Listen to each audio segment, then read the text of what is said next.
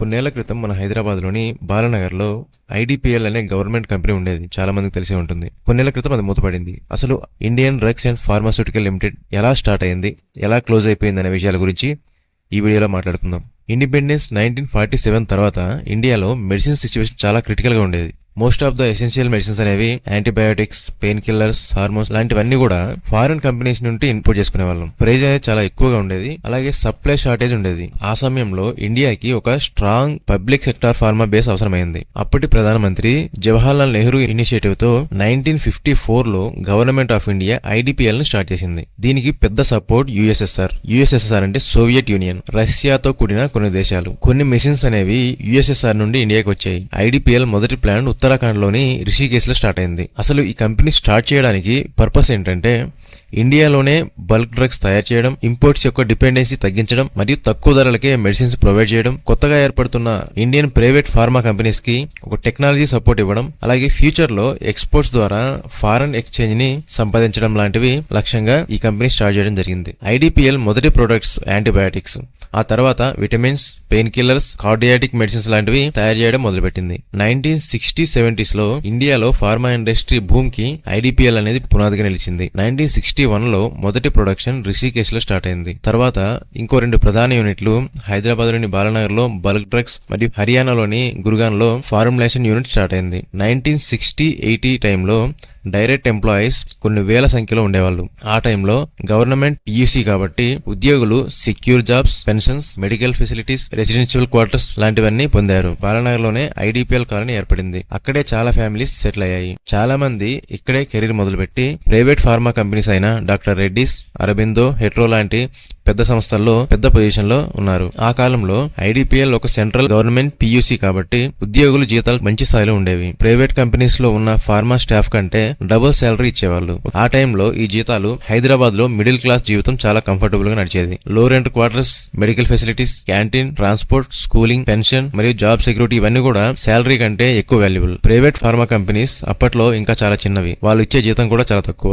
అందుకే IDPL job అనేది dream job గా అనుకునేవాళ్ళు. 1960-70s లో నిజంగా హైయర్ ఎడ్యుకేషన్ అంటే B pharmacy, M pharmacy, chemical engineering లాంటి చదివిన వాళ్ళు చాలా తక్కువగా ఉండేవాళ్ళు. కానీ అప్పట్లో ఐడిపిఎల్ వంటి పెద్ద ఫార్మా ప్లాంట్ కి కెమిస్టులు, ఫార్మసిస్టులు అవసరం ఉండేది. Osmania university, Andhra university, Banaras Hindu university లాంటి కొన్ని పెద్ద యూనివర్సిటీస్ లో అప్పటికే BSc chemistry, B pharmacy courses అనేవి అందుబాటులో ఉండేవి. అక్కడ గ్రాడ్యుయేట్స్ ఐడిపిఎల్ లో జాబ్ లో జాయిన్ అయ్యేవారు. చాలా మంది ఇండియన్ స్టాఫ్ ను షార్ట్ టర్మ్ ట్రైనింగ్ కోసం యుఎస్ఎస్ఆర్ కి పంపించేవాళ్ళు. బీఎస్సీ కెమిస్ట్రీ చదివిన వాళ్ళని తీసుకుని ఐడిపిఎల్ ల్యాబ్స్ లోనే ట్రైనింగ్ ఇచ్చి కెమిస్ట్రీగా డెవలప్ చేసేవాళ్ళు. పెద్ద సంఖ్యలో గ్రాడ్యుయేట్స్ లేకపోవడంతో ఐడిపిఎల్ సెమీ స్కిల్ని తీసుకుని ట్రైన్ చేసి వాళ్ళని కెమిస్ట్రీగా తయారు చేసింది. అంటే చదువుకున్న వాళ్ళు తక్కువే ఉన్న ఐడిపిఎల్ గ్రాడ్యుయేట్ కాని వాళ్ళని కూడా తయారు చేసి ఇండస్ట్రీకి సప్లై చేసింది. B pharmacy, M pharmacy, chemical engineering, ఫార్మసిస్టులు చాలా తక్కువగా ఉండేవారు. Helpers, operators, fitters, electricians, mechanics వంటి ఉద్యోగాల కోసం షార్టేజ్ ఎక్కువగా ఉండేది కాదు. హైదరాబాద్, సికింద్రాబాద్, సరౌండింగ్స్ డిస్టిక్ లో ఉన్న మెదక్, నల్గొండ, వరంగల్ నుండి లోకల్ పీపుల్ వచ్చి ఉద్యోగాలు చేసేవాళ్ళు. ఫార్మా తయారీకి కావాల్సిన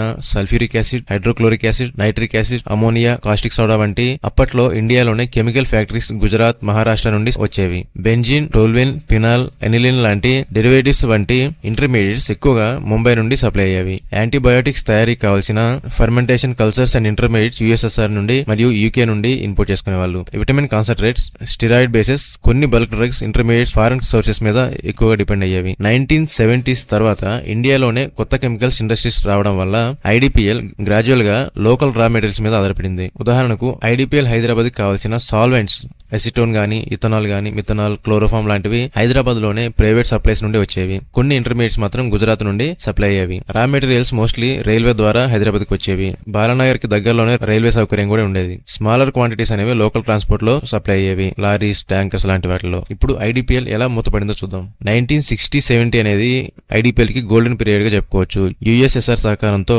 ప్లాంట్స్ రిషికేశ్, హైదరాబాద్, గురుగాన్ లో స్టార్ట్ అయ్యాయి. ముఖ్యమైన మెడిసిన్స్, యాంటీబయాటిక్స్, విటమిన్స్, హార్మోన్స్ లాంటివన్నీ ప్రొడక్షన్ లో ఐడిపిఎల్ అనేది ఒక బ్యాక్ బోన్ గా నిలిచింది. Thousands of employees, secure jobs, good facility ఉండేవి. ప్రైవేట్ ఫార్మా ఇండస్ట్రీ ఇంకా చిన్న స్థాయిలో ఉండేది. 1980లో మిషనరీ అనేది అవుట్ డేటెడ్ అవ్వడం స్టార్ట్ అయింది. మోడర్నైజేషన్ కి పెద్ద పెట్టుబడులు పెట్టలేదు. డ్రగ్స్ మరియు కాస్మెటిక్ యాక్ట్ కఠినంగా మారింది. కానీ ప్లాంట్స్ అప్గ్రేడ్ అవ్వలేదు. ప్రొడక్షన్ కాస్ట్ ఎక్కువ, అలాగే ఎఫిషియన్సీ అనేది తగ్గింది.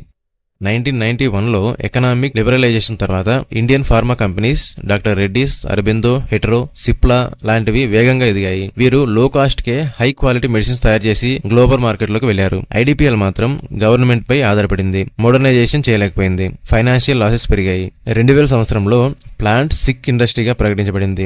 ఎంప్లాయీస్ యొక్క శాలరీస్, పెన్షన్స్ డిలే అయ్యాయి. ప్రొడక్షన్ దాదాపు ఆగిపోయింది. 2016లో గవర్నమెంట్ క్లోజర్ డిసిషన్ తీసుకుంది. సో ఓవరాల్ గా ఐడిపిఎల్ పతనానికి కారణం ఏంటంటే మోడర్నైజేషన్ మరియు R&Dలో పెట్టుబడులు పెట్టకపోవడం, అప్పటికే ప్రైవేట్ ఫార్మా కంపెనీస్ విపరీతంగా డెవలప్ అవడం, వాటితో స్ట్రాంగ్ కాంపిటీషన్ మరియు పొలిటికల్ ఇంటర్ఫిరెన్స్ మరియు poor management, heavy financial losses, inefficiency ఇవి ప్రధాన కారణాలుగా చెప్పొచ్చు. అంటే ఒక టైంలో హైదరాబాద్ లో వేల మందికి జీవనాధారమైన ఐడిపిఎల్ ఇప్పుడు ఒక చరిత్రగా మిగిలిపోయింది.